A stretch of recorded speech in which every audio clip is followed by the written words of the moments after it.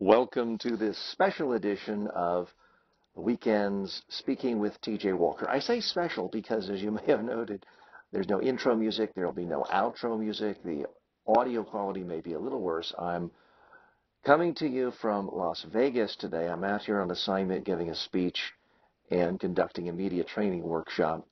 I thought I had all my remote equipment for travel setup, and I don't quite have everything I need with my digital audio recorder or software on my Apple, my laptop. So I'm actually recording this directly into my iPhone. So apologize if the audio quality isn't quite what you're used to. I've been trying to make an improvement in the audio quality over the last couple of months with various upgrades in microphones and equipment. But I didn't want to let too much time go by because there is some breaking news that relates to crisis communications that I know all of you have seen glimpses of, regardless of your interest in Hollywood tabloid fodder. I'm, of course, talking about the Angelina Jolie, Brad Pitt breakup. The interest here for me is not just the tawdry headlines of it, but really the lessons we can learn from the standpoint of crisis communications as it affects a big business. Because Brad Pitt and the movies he's associated with have generated billions of dollars of revenue. He's still, I like to think he's a young man. He's basically the same age I am, 50, 53 I am. I think he's 52, 53. So potentially could still have another quarter century ahead of him, billions of dollars of potential revenue. And now we see allegations of him being a child abuser. Those are the allegations. Those are the headlines. I am not making any presumption of innocence or guilt. I'm not the legal system. But I'm looking at this through the lens of crisis communications as it affects a big business and a big industry. And Brad Pitt, Inc. is, in fact, a big business. Now, one of our earlier guests on the program just a few weeks ago, Steve Rohr, is the publicist for the Oscars and deals with a lot of Hollywood celebrities all the time. That's his world.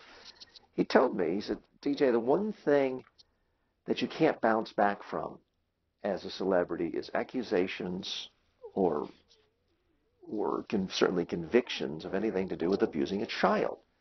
Now, this was before there had been any hint of any wrongdoing on Brad Pitt's part.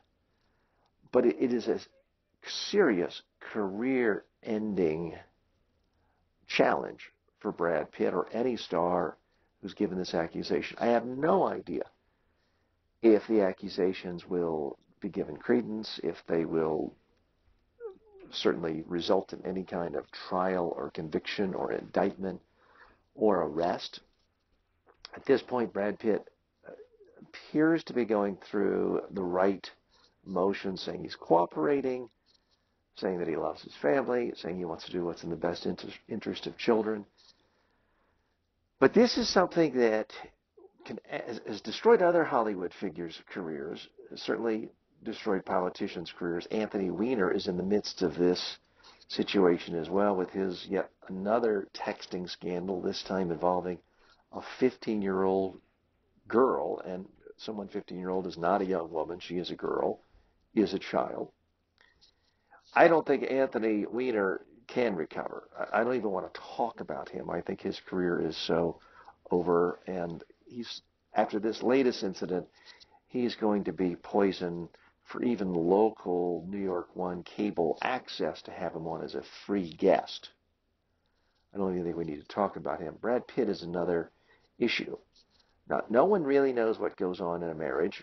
No one really knows what goes on in the dissolution of a marriage other than the two people involved. I have no idea. I'm not choosing sides. I don't favor one or the other. But if Brad Pitt wants to make movies again and be the premium movie star who can command $20 million plus a movie, he cannot have the perception out there that he has molested children. Again, I have no idea what the facts are, but this is the sort of thing where he's got to be transparent. He's got to put out a compelling story. if he starts saying things like, I cannot comment on the advice of counsel, that might keep him out of prison, but it is the absolute death of his career.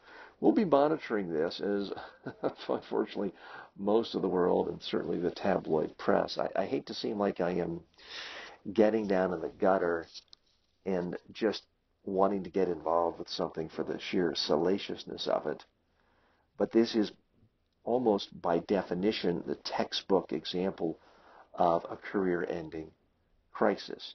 You can recover cheating on a spouse, infidelity. In fact, those very issues were involved in the beginnings of this romance because Brad Pitt, of course, was married to Jennifer Aniston at the time. People forgave, they forgot. He was still seen as sort of a nice, great guy, regardless of the origins of his relationship with Angelina Jolie. But this is not an issue that goes away. It's going to have to be resolved one way or the other. If it just hangs out there in sort of a Woody Allen situation, I think you can kiss Brad Pitt's career goodbye. Woody Allen's a little bit different situation. He has the absolute power of being not only the star of movies, but the writer, director, producer, and he has a lot more control. There's fewer ways for people to cut him off. Brad Pitt does not have the reputation. He certainly has not produced and directed 50 movies the way Woody Allen has. So if he wants to continue an active career, he's going to have to put a message out there. Now, again, I don't mean to prejudge either way. Let's say he is guilty. I think society and Hollywood is going to come down on him very sternly and appropriately and turn him into a pariah. What are your thoughts? You can share, as always, on the blog, on Facebook, on LinkedIn, wherever you are listening to this program. Or if you happen to be watching a video of the audio portion on YouTube, you can comment on YouTube as well. As I mentioned, I'm out here in Las Vegas today, have a day-long workshop and speech for an education nonprofit. And the reason I'm here, and I stress this with all of my clients, if you're giving a speech or a workshop doing anything with technology, don't just fly in the morning out. Your plane might be late. You don't want to be late for people. You've got to get there. I'm going to be in the room tonight doing a technical check because I want to make sure the screens are working correctly, the videos are working correctly, that everything is in sync so that nothing comes at a surprise the day of the event. That's always my advice if you're using technology, and that can be just a microphone. Get to the room well in advance, preferably a day in advance. The other thing it does, it gets your body used to the place where you are, different time zone. I live in New York City area. This is Las Vegas. It's only 3 hours different. It's not like when I'm in Bangkok or in Delhi somewhere.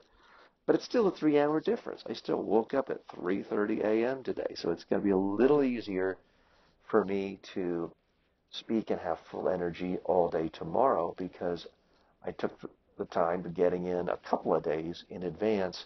When it's possible, that's always preferable so that you can give your body time to adjust and you can be at peak performance for your speech or your workshop. I'm TJ Walker. Thanks for joining me. Tomorrow we have a special edition as well, back to regular programming on Monday. Thanks so much. See you next time.